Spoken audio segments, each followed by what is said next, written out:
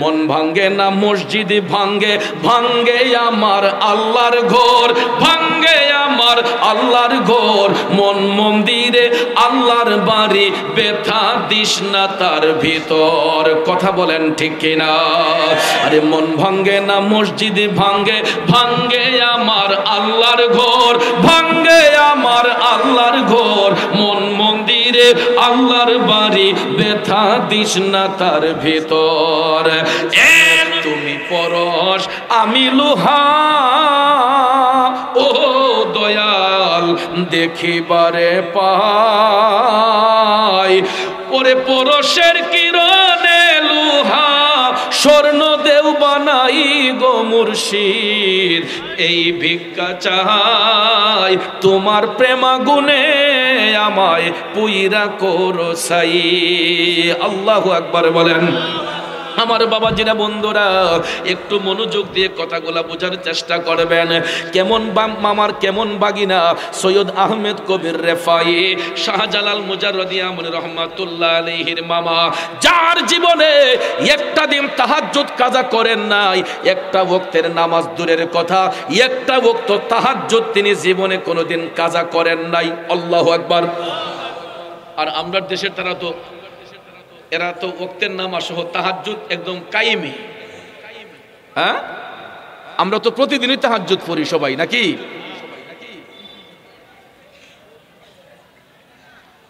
আমি চ্যালেঞ্জ করে বলতে পারি, আমি চ্যালেঞ্জ করে বলতে পারি, আজকেও এখানে এমনও লোক আছে এশারের নামাজটা কাজা হয়েছে, এমনও লোক আছে মাগরিবের নামাজটা কাজা হয়েছে।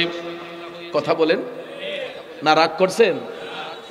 এশার নামাজ কাজা হয়েছে এখানে অনেক লোক আছে, মাগরিব কাজা হয়েছে অনেক লোক আছে, আসর কাজা হয়েছে অনেক লোক এখানে আছে, জোহর কাজা হয়েছে অনেক লোক আছে। ফজরের কথা কি বলবো, বলতে গেলে লজ্জা লাগে, ঠিক না ঠিক? ফজরের কথা বলতে গেলে লজ্জা লাগে, কারণ মাহফিল শেষে অনেক সময় বাড়িতে যাওয়ার সময় ফজরের আজান হয়ে যায় ব্রাহ্মণবাড়িয়া, মাধবপুরে বা ভৈরবে। এখন নামাজ তো পড়তে হয়। অনেক মসজিদের মধ্যে ঢুকলে দেখা যায় শুধুমাত্র ইমাম সাহেব, মুয়াজ্জিন সাহেব আর 2-3 জন বয়স্ক মুরব্বী মসজিদের মধ্যে গলা কাশি দিয়ে দিয়ে তারা ঢুকতেছে। যুব সমাজ কোথায়? তারা নাক টাইনা ঘুমাইতেছে। ঘুম আসার একটা কারণ আছে যুবক ভাই, আমাদের সবার হাতে কিন্তু এই জিনিসটা আছে। হ্যাঁ, সারাটা রাত 11টার পরেই দেখবেন খাবার দাবার যখন শেষ হয়, এই মোনাজাত কিন্তু সবার হাতে আছে। আর এমন এক পরিস্থিতি পরিবেশ, আমরা স্বামী স্ত্রী আগে বিছানার মাঝে শুইয়া কত মধুর আলাপ করতো, ভালোবাসার আলাপ করতো, ঠিক না ঠিক? এখন ইতাও টাইম টুম নাই। অনেক সময় দেখা যায় 2 জন 2 দেশও, কথা কোন ঠিক না ঠিক? 2 জন 2 দেশও। ভাইয়ার আমার, বন্ধুর আমার, দেখা যায় একজনে মোবাইলটা এমনি টিপে আরেকজনে হেমনে টিপে, কথা কোন ঠিক না ঠিক? বলতে পারেন হুজুর আপনি জানেন কেমনে? এই প্রশ্ন করতে পারেন। কারণ ভাইয়ার আমার, আমরা অনেকেই অনেকের ফ্রেন্ড লিস্টে আছি, কথা কোন ঠিক না ঠিক? অনেক সময় দেখবেন যদি আপনার এই অনলাইনে থাকে, অনলাইনে থাকলে কিন্তু একটা চিহ্ন আছে, সবুজ চিহ্ন, কথা কোন ঠিক না ঠিক? এটা দেখলেই বোঝা যায় কে অনলাইনে আছে, কে অফলাইনে আছে, কথা বলেন ঠিক না ঠিক? এখন দেখা যায় এই মোবাইল ফোনটাই আমাদের ভালোবাসা পর্যন্ত কেড়ে নিয়ে যাচ্ছে, কথা কোন ঠিক কিনা? বন্ধু বান্ধবের মোহব্বত ছিনিয়ে নিয়ে যাচ্ছে। এ যুবক বন্ধুরা আমার, বাবাজিরা, এই মোবাইল ফোনটা সারা রাত যুবকরা নিয়ে যখন টিপাটিপি করে গো, এমন একটা টাইমের মধ্যে তাদের চোখে ঘুম আসে যখন মুয়াজ্জিন সাহেব বলে আসসালাতু খায়রুম মিনান নাওম।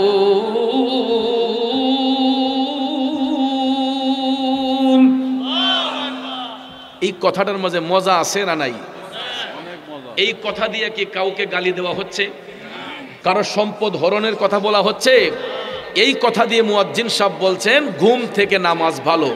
আর আমাদের যুবকরা তখন বলে না না আমাদের ঘুমটাই এখন ভালো। দেখবেন ওই টাইমে যখন মুয়াজ্জিন সাহেব আসসালাতু খায়রুম মিনান নাওম বলেন, এই সময়ে এমন মজার একটা ঘুম আসে, যেমন 7 রাতের জাগনা এমন ঘুম আসে। দেখবেন তখন ফজরের আজান কোন দিকে হয় আর মুসল্লির খবরই থাকে না। কথা কোন ঠিক কিনা? এই জন্য কবি বলেছেন, কেমন করে ঘুমাও তুমি, কেমন করে ঘুমাও তুমি ফজর করে কাজা, এমনও তো হতে পারে জোহরে জানাজা। ঠিক কিনা বলেন? ফজরের নামাজ কাজা করে ঘুমিয়েছি, জোহরের নামাজ যে পড়বো এই গ্যারান্টি আছে? এই গ্যারান্টি নাই। এরকম বহু ঘটনা পৃথিবীর ইতিহাসে আছে। ভদ্রলোক ফজরের নামাজ পড়ে ঘুমিয়েছে, জোহরের নামাজ আর জামাতে পড়তে পারে নাই, জোহরে তার জানাজা হয়েছে। আছে কিনা বলেন? তাইলে বাবাজিরা আমার বলুন, নামাজ পড়া দরকার আছে না নাই? বলুন, হক কথা বলা দরকার আছে না নাই? এ আমার বাবাজিরা, সৈয়দ আহমেদ কবির রেফাই বাবা শাহজালালের মামা, যার জীবনে তিনি ওয়াক্তের নামাজ দূরের কথা একটা ওয়াক্ত তাহাজ্জুদ কাজা করেন নাই। এই তাহাজ্জুদ গুজার ব্যক্তিটা আপন ভাগিনা শাহজালালকে সাথে নিয়ে নামাজ পড়তেন। তাহাজ্জুদের সময় ভাগিনাকে ডেকে নিজের সঙ্গে নামাজ পড়াতেন। দেখা যায় অল্প বয়সে বাবা শাহজালালের কাশফুল কুলুব হয়েছে, অন্তর চক্ষু পরিষ্কার হয়েছে। সুবহানাল্লাহ কোন বন্ধুরে, বলুন তো হাত দিয়ে বুকের মধ্যে যে চোখ বন্ধ করলে কয়জনে কতটুক দূরে দেখতে পায়?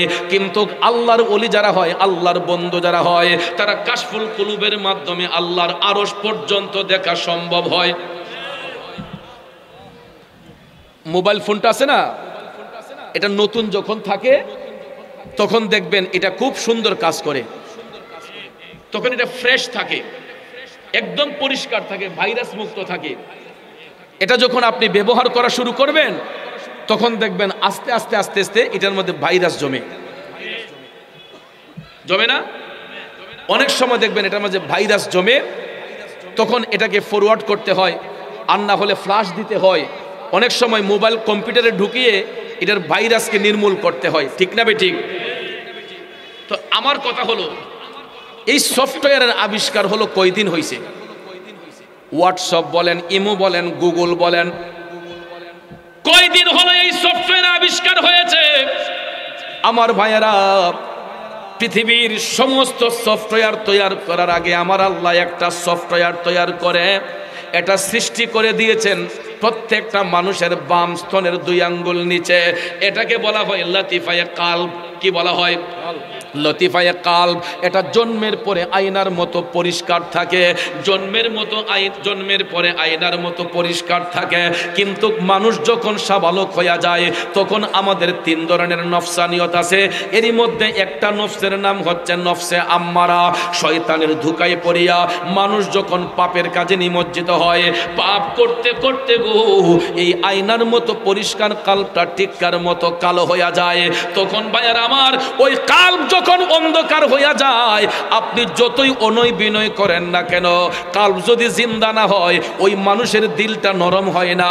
কালব যদি জিন্দা না হয় ওই মানুষ আল্লাহর প্রতি দরদি হয় না, ইবাদতের মধ্যে মনোযোগী হয় না। ওই মানুষটার কালব যখন মরে যায় তখন তার দিলটা পাষাণ হইয়া যায়।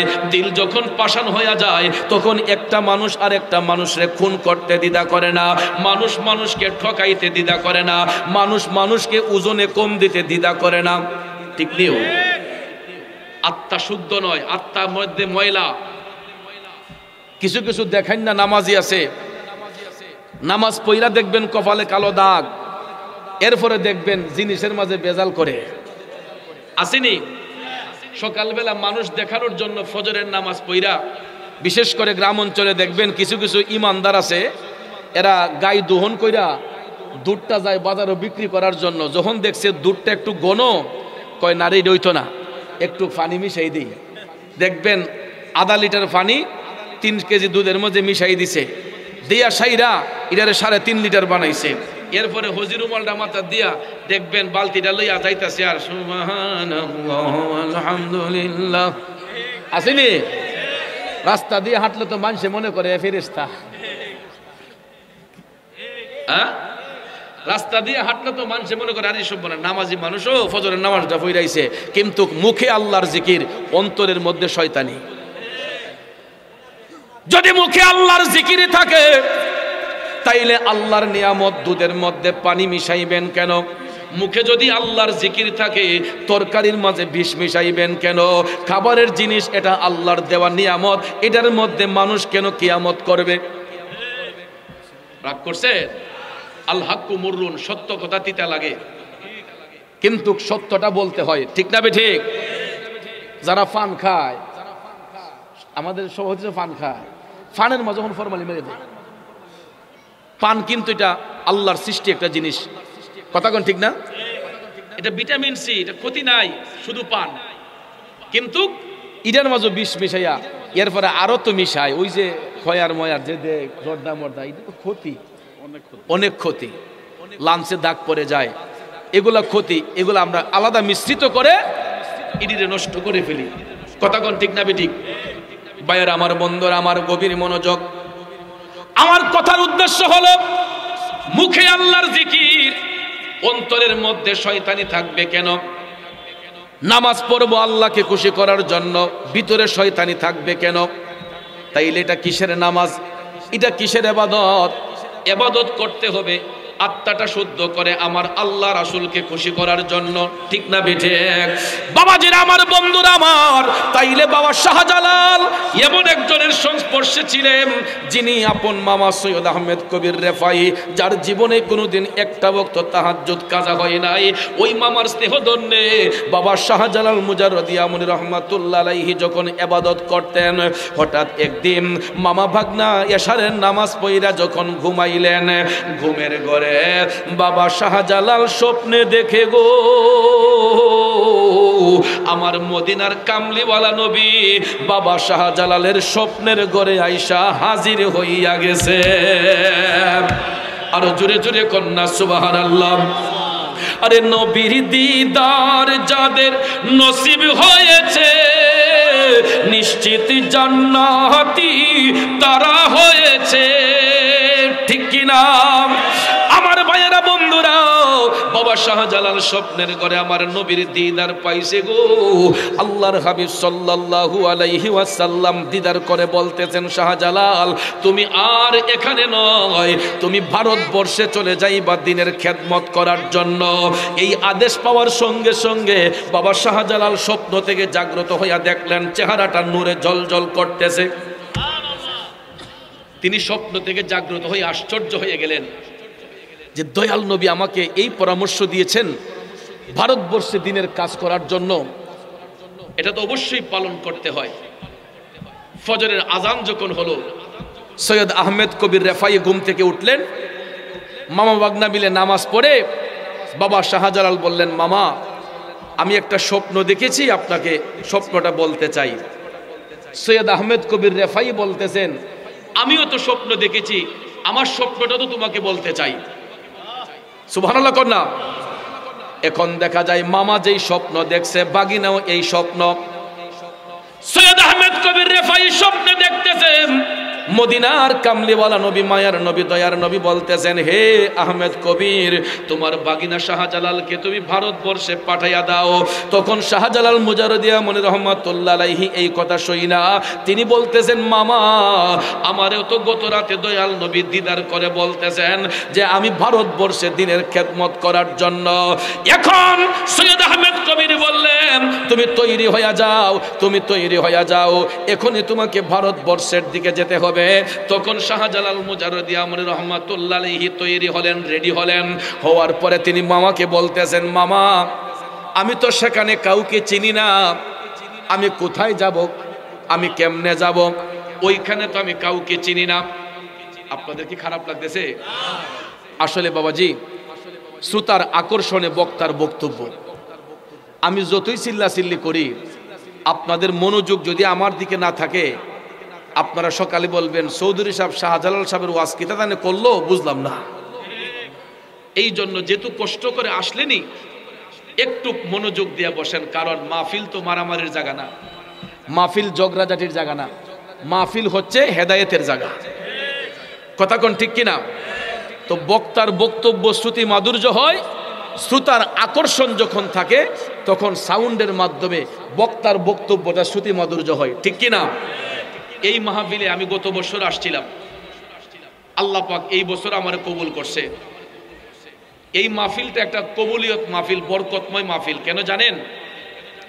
এই মাহফিল যারা করে এদের মনটা অনেক সুন্দর, প্রত্যেকটা মানুষের মন সুন্দর, তারা মন সুন্দর বিদায়ী এত সুন্দর একটা প্রেমের বাগান সাজাইছে। এই বাগানটা করতে গিয়ে আমার মনে হয় কয়েক লক্ষ টাকার খরচ হয়েছে। তো এই লক্ষ লক্ষ টাকা খরচ করার একটাই কারণ, এখানে কোরআন সুন্নাহর কথা হবে, মানুষ এইগুলা শুনে আমলে নিবে। মূল উদ্দেশ্যটা হলো এটা। আর এই মাহফিলকে কেন্দ্র করে আজকে দেখেন কত শত শত দোকানদার দোকান নিয়ে এখানে বসছে, এরারও কিন্তু রিজিকের ব্যবস্থা হইতেছে। গরিব মানুষগুলা আপনাদের উসিলায় তাদেরও একটা ব্যবসা বাণিজ্য হইতেছে। তাইলে বরকত কি একদিকে না চতুর্দিকে? চতুর্দিকে বরকত। তাইলে এই বরকত থেকে আজকে যারা বঞ্চিত হবে এদের মতো বদনসিব পুরা কপাল আর কেউ আছে? কথা কোন আছে? আমার কথা হয়তো তিক্ত লাগতে পারে, একটু আগে যে হুজুর আলোচনা করলেন, আমার পরবর্তীতে আর আলোচনা করবেন উলামায়ে কেরাম, তাদের কথাও তো আরো অনেক সুন্দর সুন্দর কথা আসবে, ঠিক কিনা কোন? তাইলে আমি পাগল না হয় আর কিছু সময় একটু বক বক করে যাই, আপনাদের কি কষ্ট হবে বাজান? তাইলে একটু মনোযোগ দিয়ে বসতে রাজি আছেন নে? অনেকে হয়তো বাহির থেকে মনে করবে ভিতরে লোক নাই, তাহলে ভিতরে লোক আছে না নাই একটু আওয়াজ দিয়ে দেখাইয়া দেন না। নারায়ে তাকবীর। ও বাইরে যে লোকটা আছে হিলিয়ে যাইব গা ইতা আওয়াজ শুনলে। তাইলে এখানে কি আমরা নবীর সৈনিকরা আছি না নাই? আমরা কি এজিদি মুসলমান না হুসাইনি মুসলমান? হুসাইনি মুসলমানদের রক্ত গরম না ঠান্ডা? তাইলে গরম রক্তের আওয়াজ কি ঠান্ডা হবে না গরম হবে? তাহলে একটু ইমানি আওয়াজ দিয়া বুঝাইয়া দেন, নারায়ে তাকবীর, নারায়ে রিসালাত, নারায়ে গাউসিয়ত, আহলে সুন্নাত ওয়াল জামাত, সুন্নি মহাসম্মেলন,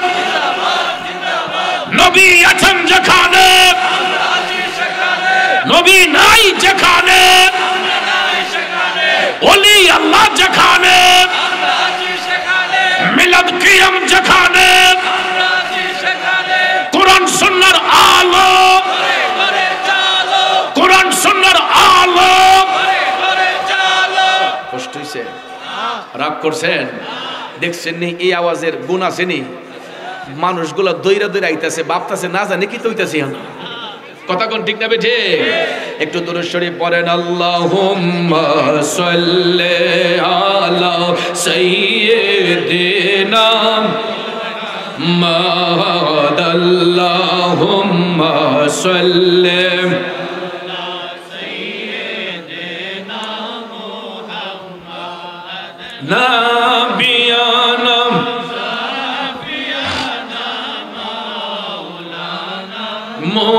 মুহাম্মাদ, নবী শাফি মাওলানা মুহাম্মাদ।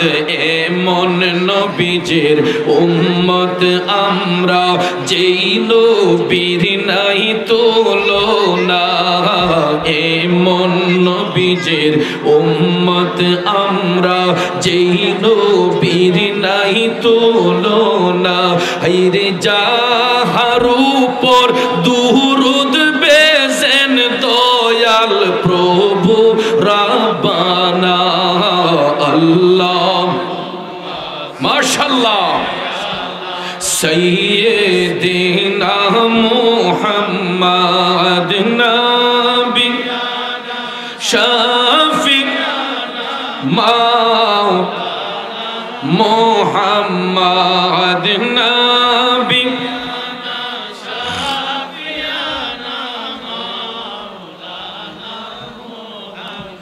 একটা জবানও বন্ধ রাখবেন না, চিৎকার মেরে বলুন আল্লাহু আকবার।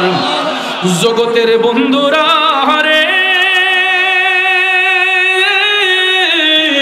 ও মুরব্বি বাবা জিরা গো, আমার সম্মানিত মা বোনরা যারা শুনতেছেন, বলতেছিলাম কে আল্লাহর ওলি হযরতে বাবা শাহজালাল স্বপ্নের ঘটনা বলার সাথে সাথে মামা সৈয়দ আহমেদ কবির ডাক দিয়ে কয়, শাহজালাল আমিও একই স্বপ্ন দেখেছি, দয়াল নবী আমাকে বলেছেন তোমাকে ভারতবর্ষে পাঠাইবার জন্য। এ শাহজালাল তুমি তৈরি হয়ে নাও। শাহজালাল বাবা তৈরি হলেন। তিনি বলতেছেন, মামা আমি একা একা কোথায় যাব, কার কাছে যাব, কোথায় গিয়ে আমি দিনের খেদমত করব, আমি লোকেশন কোথায় পাবো, কোন জায়গায় যাব? তখন হযরতে সৈয়দ আহমেদ কবির রেফাই ইয়ামেন দেশের এক মুষ্টি মাটি বাবা শাহজালালের হাতের মধ্যে দিয়ে বললেন, বাগিনা এই মাটিটা তোমার হাতের মুষ্টির মধ্যে রাখো। ওই মাটিটা তুমি যেখানে গিয়া মিল পাইবা বুঝবা সেখানেই হবে তোমার দিন প্রচারের জায়গা। আর তোমার সাথে করে আমি 12 জন উচ্চ পদস্থ সুফি সাধক তোমার সফর সঙ্গী বানাইয়া দিচ্ছে। সর্বপ্রথম যখন ইয়ামেন দেশ থেকে রওনা হয়েছিলেন তখন কিন্তু 312 জন ছিলেন না। সর্বপ্রথম বাবা শাহজালাল যখন ইয়ামেন দেশ থেকে রওনা হইলেন তখন ওনার সাথে ছিল 12 জন উচ্চ পদস্থ আল্লাহর ওলি। এর মধ্যে একজন আউলাদে রাসূল ছিলেন, উনি হচ্ছেন বর্তমানে হবিগঞ্জের চুনারো ঘাটে মুরার বন্দের জমিনে পূবে এবং পশ্চিমে যিনি শুয়ে আছেন সিপাহসালার সৈয়দ নাসির উদ্দিন রহমাতুল্লাহ আলাইহি। চিৎকার মেরে বলুন সুবহানাল্লাহ। একটু মনোযোগ, আসুন সামনে যাই। এই 12 জন উচ্চ পদস্থ আল্লাহর ওলিকে সাথে নিয়া বাবা শাহজালাল যখন রওনা হলেন, বন্ধুরা আমার কোথায় যাবেন, লোকেশনটা কিভাবে পাইবেন, চিন্তার বিষয় কিনা? ভারতবর্ষে আসবেন ইয়ামেন দেশ থেকে, কোন রাস্তা দিয়ে আসবেন? তখন তো হেলিকপ্টার, বিমান এগুলা ছিল না, রেলগাড়ি ছিল না, মাইক্রোবাস ছিল না, নাকি ছিল? তখনকার সময় যানবাহন ছিল উটের উপর সাওয়ার হয়ে, ঘোড়ার উপর সাওয়ার হয়ে। কথা কোন ঠিক কিনা? বাবা শাহজালাল আসবেন কিভাবে, রাস্তা চিনবেন কিভাবে? রাস্তা চিনাইবার জন্য ওই যে কাল আল্লাহ রাব্বুল আলামিন আমাদেরকে সফটওয়্যার দিয়েছেন, এটা যদি আত্মা যদি শুদ্ধ হয়, কাল্ব যদি পরিষ্কার হয়, তাহলে অন্তর চক্ষু দিয়ে আল্লাহর অলিগণ শুধু পৃথিবী কেন তারা আল্লাহর আরশ পর্যন্ত দেখা সম্ভব হয়। দেখবেন গুগল একটা সফটওয়্যার আছে, যেই সফটওয়্যারের মাধ্যমে আকাশপথে বিমান উঠতেছে, সমুদ্র পথে জাহাজ ধরতেছে। আটলান্টিক মহাসাগরটা কত বড় চিন্তা করেন, বঙ্গোপসাগর কত বড়, ভারত মহাসাগর কত বড়, লোহিত সাগরটা কত বড়, কোনো কুল কিনারা আছে? তো এটার মাঝখান দিয়ে বিমান যাচ্ছে, জাহাজগুলা যাইতেছে, এক একটা জাহাজ এই এক একটা এলাকার চাইতে বড়, কিন্তু সমুদ্রের মাঝখান দিয়ে যে যাচ্ছে কোনো কুল কিনারা নাই, কোথায় যাবে, কোন লোকেশনে যাবে, তাদেরকে লোকেশন দিচ্ছে গুগল। ঠিক না ভাই? ঠিক। আকাশপথে বিমান উঠতেছে, শুধু কি একটা বিমান উঠতেছে? বর্তমানে আমাদের মাথার উপরে শত শত হাজার হাজার বিমান আছে, আকাশপথে উঠতেছে। এগুলা একটার সাথে আরেকটার কোনো কানেকশন লাগতেছে না, ধাক্কা লাগতেছে না। এক একটা বিমান মিনিটে আপনার 60 কিলো, 80 কিলো, 100 কিলো বেগে চলে। কথা কোন ঠিক না বেঠিক? তাহলে দেখেন এত স্পিডে যাবার পরেও, হাই স্পিডে যাবার পরেও একটা বিমানের সঙ্গে আরেকটা বিমানের ধাক্কা লাগে না। এটা নিয়ন্ত্রণ করছে কে? Google software. তাহলে আমি যদি প্রশ্ন করি গুগল সফটওয়্যারের আবিষ্কারক কে?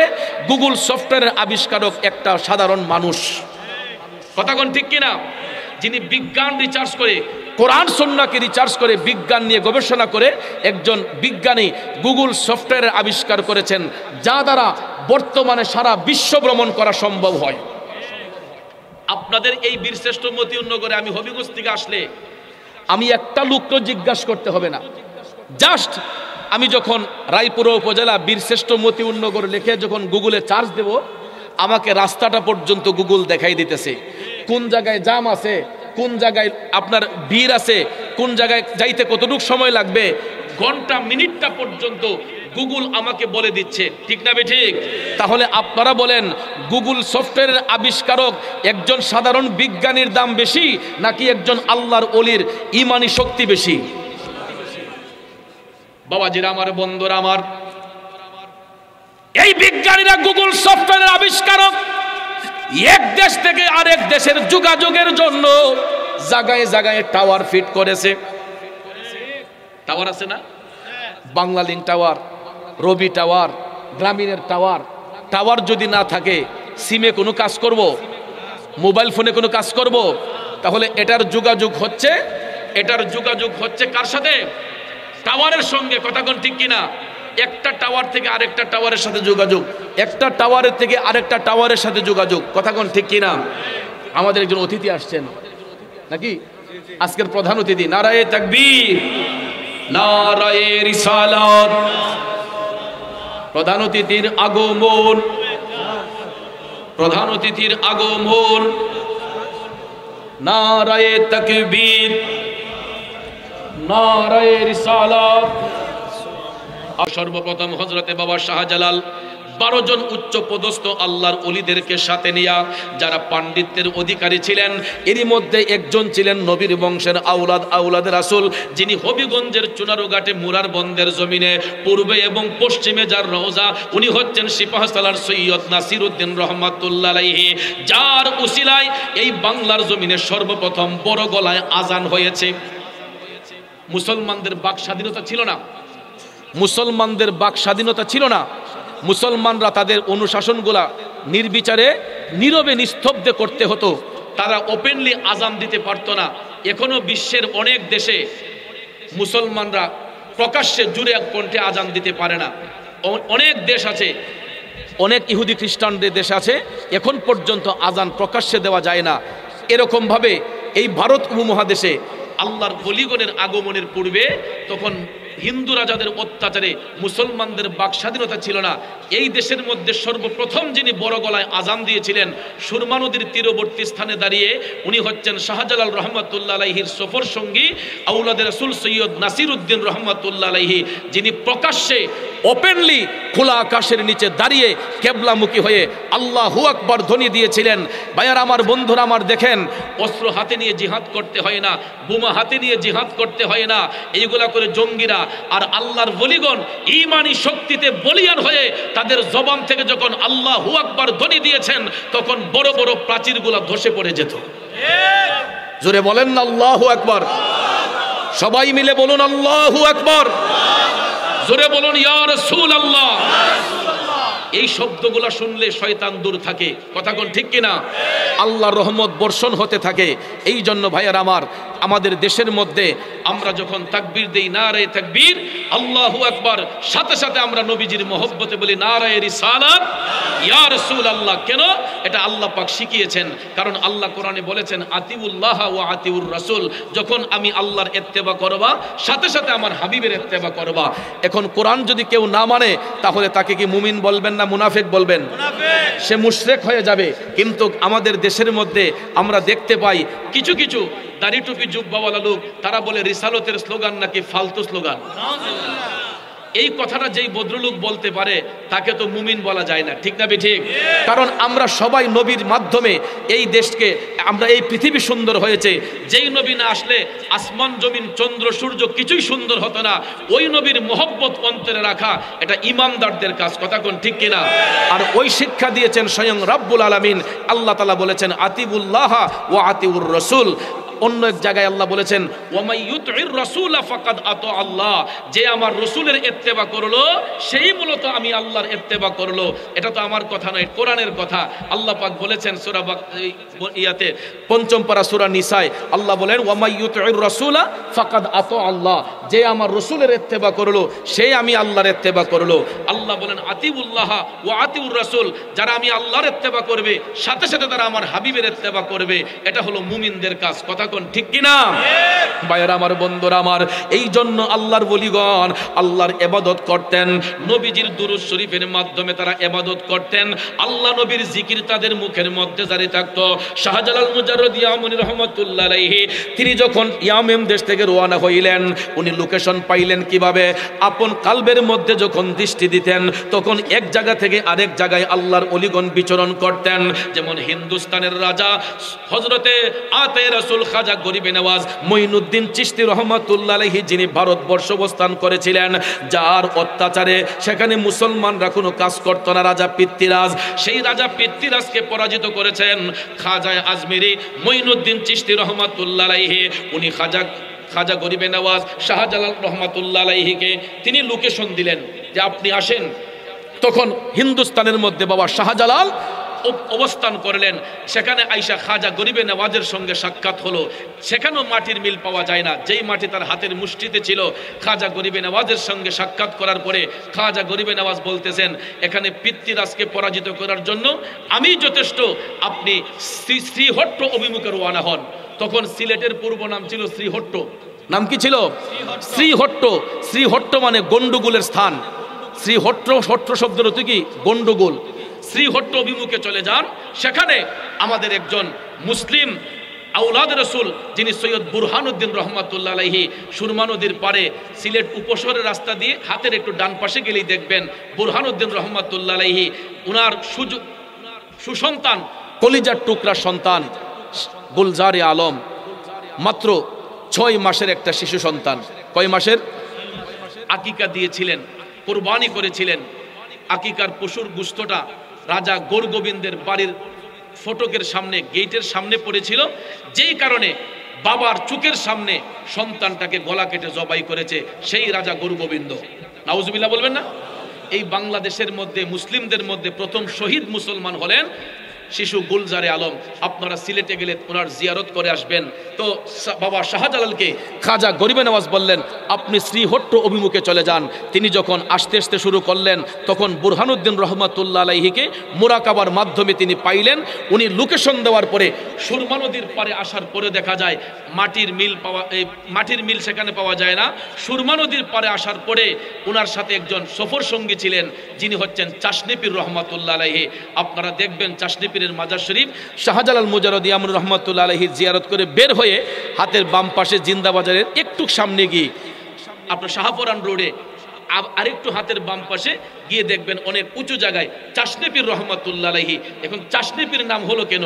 শাহজালাল রহমাতুল্লাহ আলাইহির হাতের মধ্যে যে মাটিটা ছিল উনি ওনার জিব্বার মধ্যে লাগিয়ে, সয়েল টেস্ট যেটাকে বলা হয়, এই মাটিটা তিনি জিব্বার মধ্যে লাগিয়েছিলেন। শাহজালাল মুজাররদ ইয়ামুর রহমাতুল্লাহ আলাইহি হাতের মাটিটা জিব্বার মধ্যে লাগিয়েছিলেন।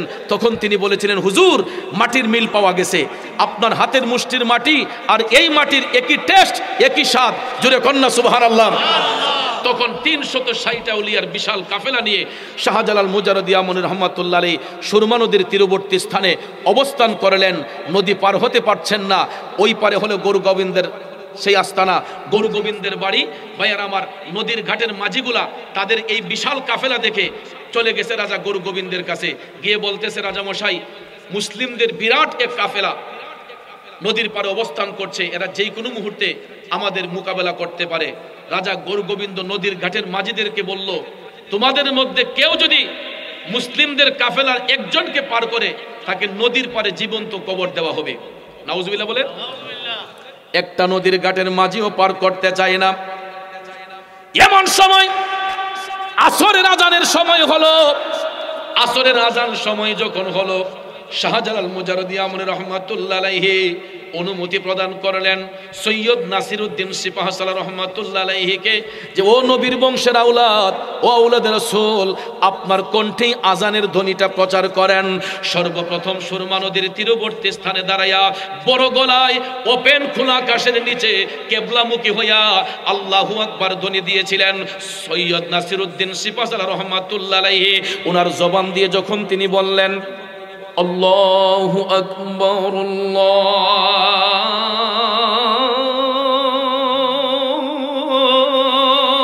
আকবার, এই শব্দের পাওয়ার কম না বেশি?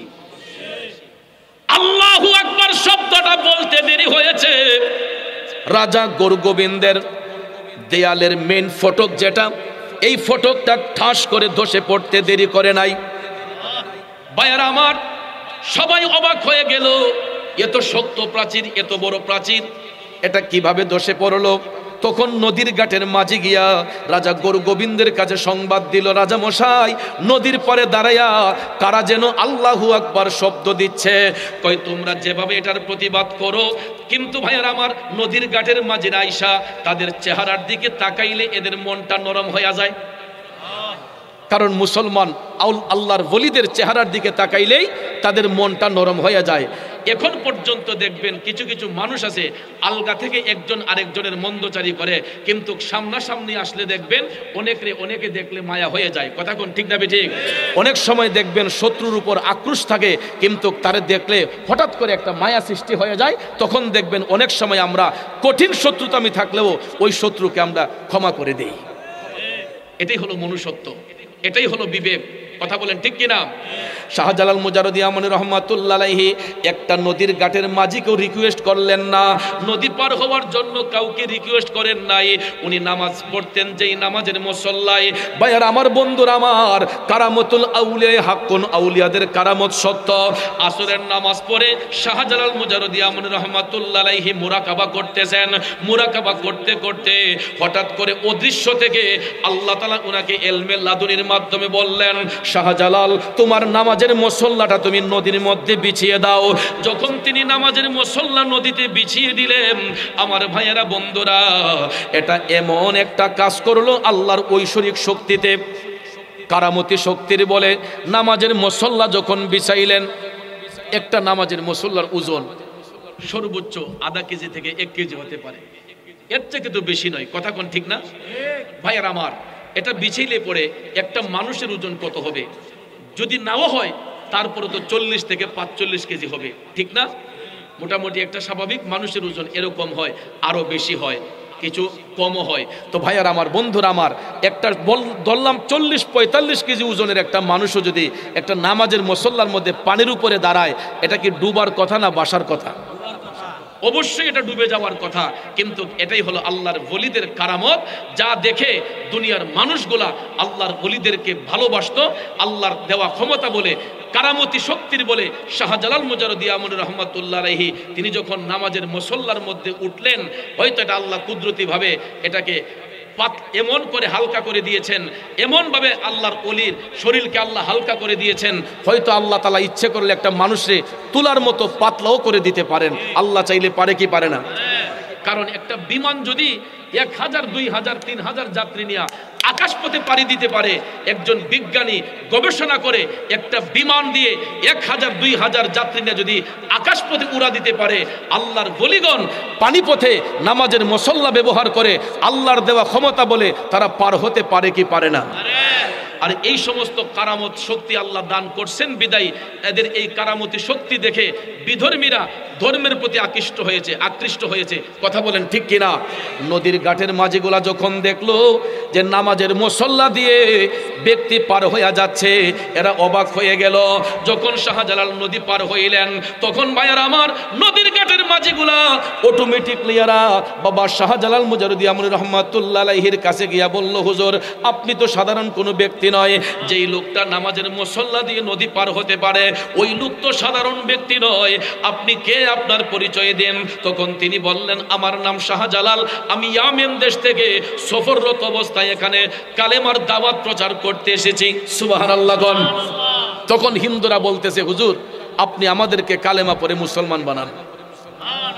সর্বপ্রথম নদীর ঘাটের মাঝিগুলা এরা কালেমা পড়ে মুসলমান হয়েছে। আপনারা বলুন, শাহজালাল কি কাউকে বেত্রাঘাত করেছেন? কাউকে আঘাত করেছেন? কাউকে জোরপূর্বক বলেছেন ইসলাম গ্রহণ করার জন্য? তিনি জবান মুবারকের মধুমাখা বাণী দিয়ে, কালেমার দাওয়াত দিয়ে, ওনার আধ্যাত্মিক ক্ষমতা দিয়ে, কারামতি শক্তির বলে বেদিনকে দিনের দাওয়াত দিয়েছেন। কিন্তু আমরা বর্তমানে এখন দেখতে পাই অনেক জায়গার মধ্যে আল্লাহর ওলিদের মাজারে হামলা হয়, মাজার ভাঙচুর হয়, অনেক জায়গার মধ্যে দেখা যায় ওলি আল্লাহর দরবারের মধ্যে আঘাত হানা হয়, যেইগুলো আমাদের শান্তিপ্রিয় সুফিবাদী মুসলমানদের হৃদয়ে রক্তক্ষরণ হয়। কথা কোন ঠিক কিনা? কারণ আমাদের এই দেশ স্বাধীন সার্বভৌমত্বের দেশ। এই দেশে আমরা জাতি ধর্ম নির্বিশেষে আমরা চলাফেরা করি, ঠিক না ঠিক? হিন্দুরা মন্দিরে পূজা করবে, মুসলমানরা মসজিদে ইবাদত করবে, খ্রিস্টানরা গির্জায় এরা ইবাদত করবে। এটাই হলো সম্প্রীতির দেশ। কথা বলেন ঠিক কিনা?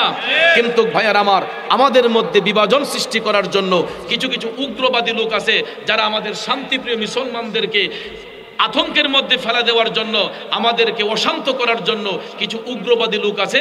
তাদের উগ্রতার কারণে আমাদের মুসলমানদের অন্তরে শান্তি বিরাজ করে না, সুশীল সমাজের মধ্যে শান্তি বিরাজ করে না। এই জন্য আমি আমাদের প্রশাসন মহোদয়কে আমি বলবো, আপনারা এই দিকে একটু নজরদারি করলে আমাদের দেশের সাধারণ জনগণ তারা একটু শান্তি পাবে এবং শান্তিতে বসবাস করতে পারবে। ঠিক না ঠিক? কারণ আমরা চাই এই দেশে, স্বাধীন সোনার বাংলাদেশে আমরা সম্প্রীতির মাধ্যমে চলা আমরাও পছন্দ করি। হিন্দুরা গির্জায় মন্দিরে পূজা করবে, মুসলমানরা মসজিদে ইবাদত করবে, কেউ কারো ধর্মের প্রতি আঘাত করবে না, কেউ কারো ধর্মকে নিয়ে ক্রিটিসাইজ করবে না। এটাই হলো সম্প্রীতি, এটাই হলো সোনার বাংলা। কথা বলেন ঠিক না ঠিক?